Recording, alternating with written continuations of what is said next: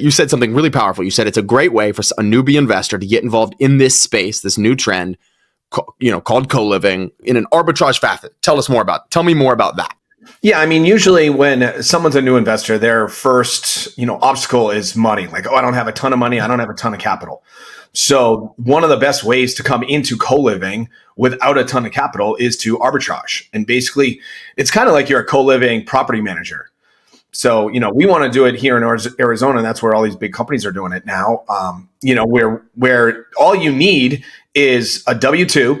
You can qualify for an apartment. So you look for a house that is, that's going to work for co-living.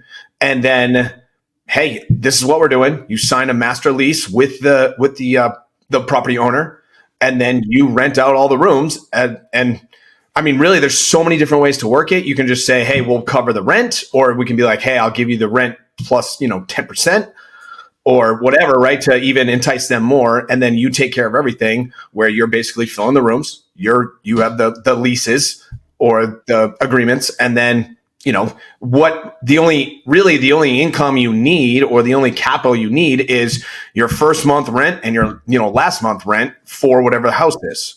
So if you can cover that, which most people can, you can get in, start making $500, $600, $700, $1,000 cash flow a month, maybe more, depending on where you live. Essentially.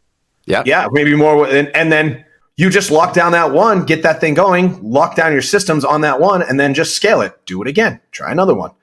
And you can really do that anywhere, and you don't need a ton of capital. Like literally whatever the rents are for a however many bedroom house, out here in Phoenix, you're looking at like a 5-bedroom. You could probably get, depending on the area, $3,000, $2,500, like $2,500, and you could turn that 5-bedroom into a 6 or a 7. And out here, the rents, are 1,000 easy, 1,100. And with the co-living and these, you start adding utilities included. These people are like, wow, that's a deal. So now you have a 5, 6, 7-bedroom. You're renting them out for 1,000 each. That's 7,000. There's no, like, you just paid, let's say you paid 3,000 for rent.